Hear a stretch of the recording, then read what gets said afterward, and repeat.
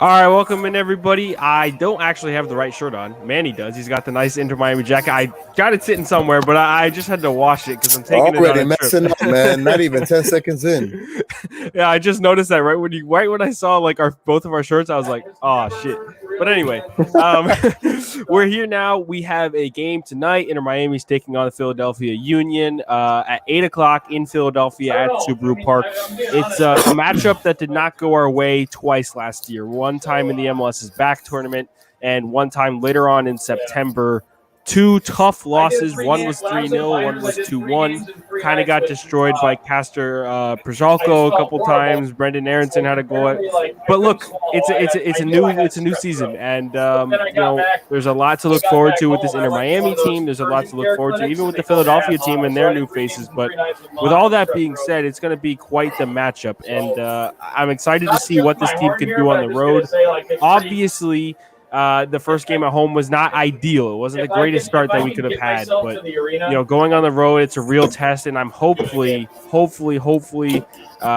we see a more, a team with more stamina, a team that can go 90 minutes, not a team that can go 60. I know it's only been 6 days, but we want to have, a more consistent team throughout the match. Manny, what are you looking forward to most in this game?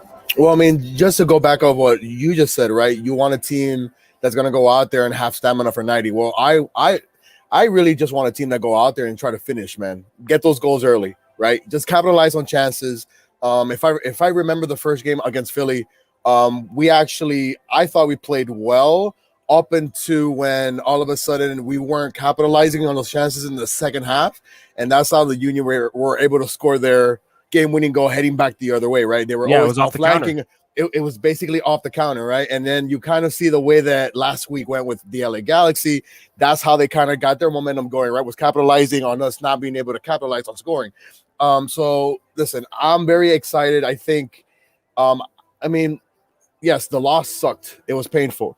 But obviously, listen, that's not the whole season. You just have to move forward, and you have to have trust in the team where when they watch the film, when they get more practice time together, which I think that's the main thing.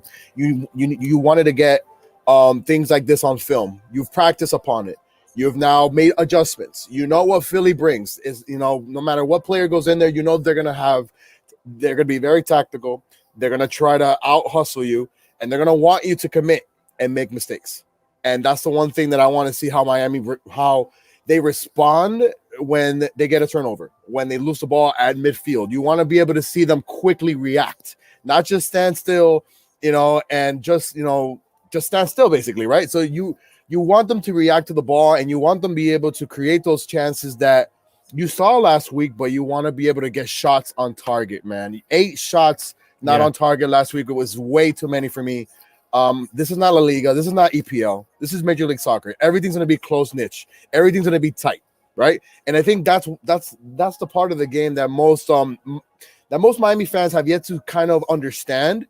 It's not when you watch, the EPL and it's so wide open, or La Liga, or even La Bundesliga. MLS, every single club has an opportunity to win, because there's not that one team that has all these stars compared to the others. Right. But it's like I said, just go out there. Pressure early, establish yourself in the midfield. But again, we understand teams are going to turn over the ball when you're trying to push forward. Do not just stand there and react to it. You got to go out there and you got to make it happen. You have to make the other team decide where to go with it, instead of you making them already know what to do. I want to piggyback off that. I want to see too. You said about this, capitalizing on mistakes and in Philadelphia might want to capitalize on our mistakes, and you want to see the high pressure, all of these kinds of things.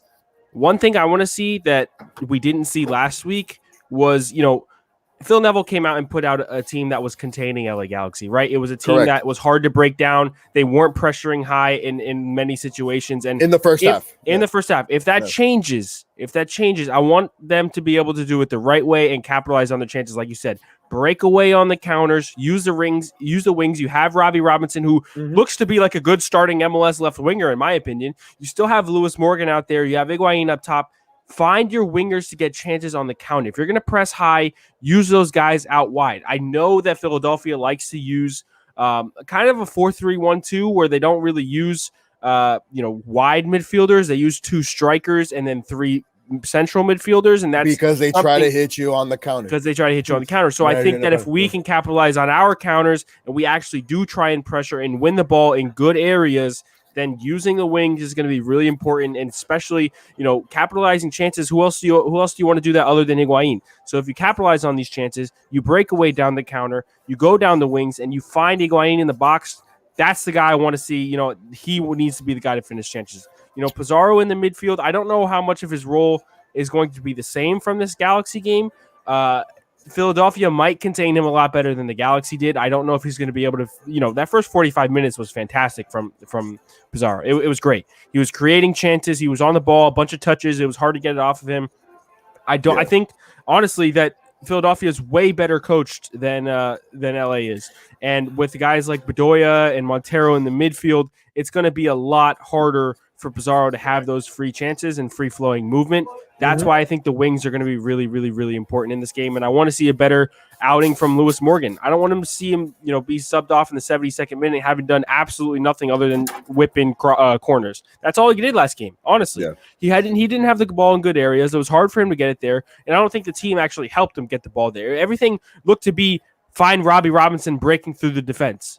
Let's reverse the roles a little bit and let's get Lewis Morgan the ball. And as he's going in and breaking the defense, find him, because he's a little bit more quality than Robbie Robinson, to say the least, and he can do a lot more in those tight areas, like you're saying, MLS teams always have to do good with, and you should be fine. As long as Higuain's somewhere in the area, you find him and you cross your fingers and hope he can find the back of the net. And kind of just to piggyback what you just said, right? Like, don't become so one-dimensional on offense. Don't make BC just have the ball the entire time.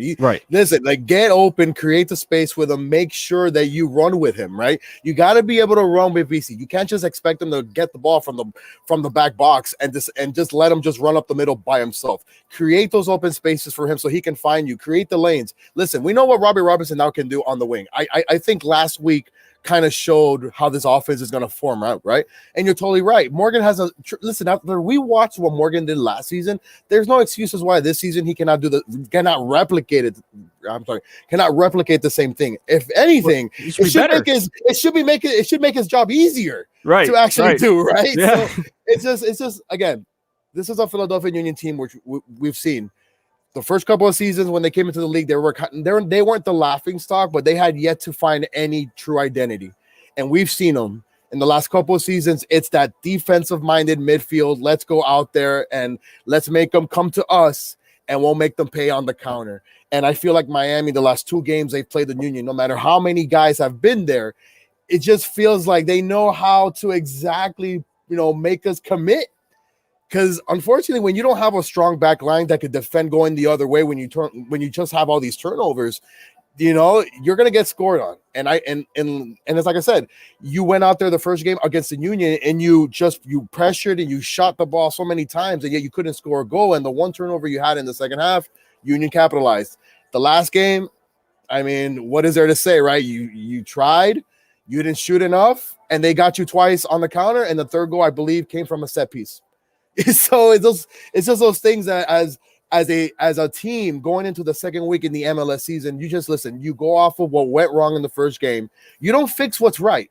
You try to add to it. And I feel like Morgan today has an opportunity to work off that now that he's seen it on film, because Robbie Robinson is young. He's only going to get better. Okay. Especially when you're up there, when Pizarro is getting you the ball for the next 60 to 70 minutes, that if you're open on the wing, you're getting the ball. Morgan, just make those runs, man. Make it easier for Gonzalo Higuain to get an opportunity inside the box instead of Gonzalo having to run all the way back to his box. Both wingers need to become inverted and help Gonzalo Higuain. Correct. I saw a lot of it from Robbie Robinson, but Morgan still was in that phase that was, I want to be outside on the wing. I want to be, that kind of crossing striker, in which Phil Neville said he doesn't exactly want Morgan to do that. And I think that if somehow, some way,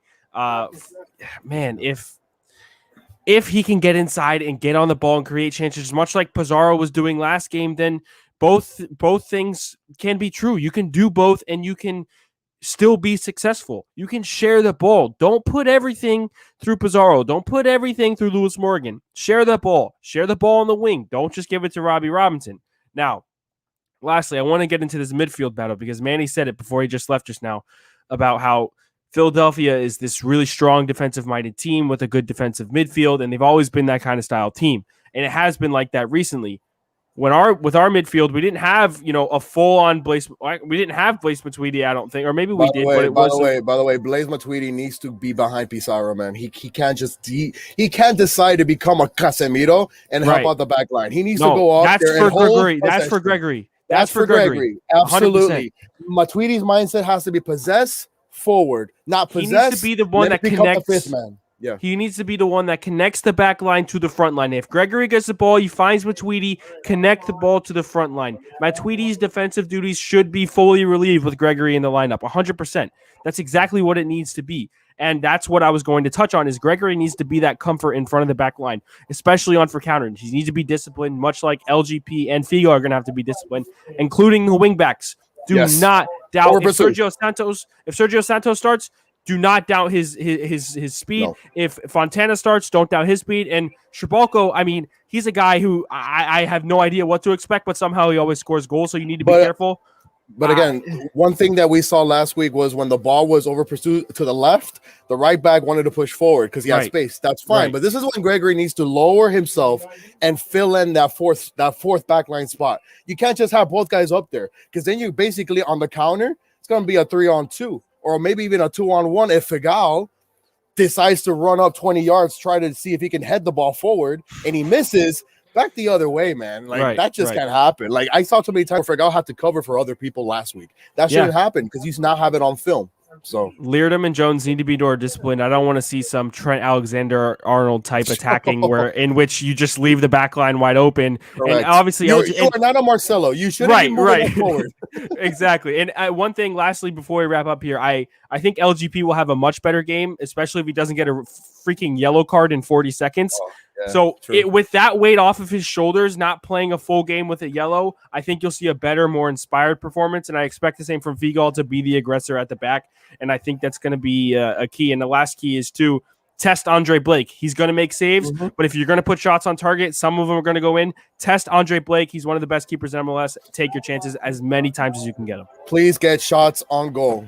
I don't want to see 20 yards in the air, one-on-one opportunities. You got to put the ball in the zone. You got to make them create those rebounds, okay? And on set pieces, just crowd him in that area, man. Just make it difficult for him to get the ball in the air because we've seen it, okay? If you're in the area of some sort during a set piece, give a little elbow, create some space for somebody else. Listen, this is the MLS, man.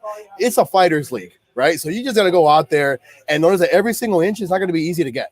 Just go out there and just try to create more chances. And again, if a turnover occurs, have communication. Have a set communication and understand if one of your guys is pushed forward, come back down. We cannot have all these offset rushes going the other way. You just gotta have that. 100%. So, I mean, lastly, let's get to predictions really quickly. For me, I'm expecting a 1-1 draw. I think Shabalko and Higuain get the goals. What about for you? 2-1 Miami. Oh, first 3 points of the season. 2-1 Miami. I think the 2-game losing streak ends tonight. Gonzalo Higuain scores 1. I'm going to say Robert Robinson scores the other. Ooh, I would like that. Same goal scores from last game. Well, there you go. Vice City man, he said it himself. This time they'll know how to finish. All right. Hopefully. There you go. You heard it here first, guys. Thanks so much for tuning in to our pregame show. We will have a postgame show coming up. It might be tomorrow. It might be later on. It might not be a live stream, but it will be here at some point. So make sure you stay tuned. And as always, vamos into Miami.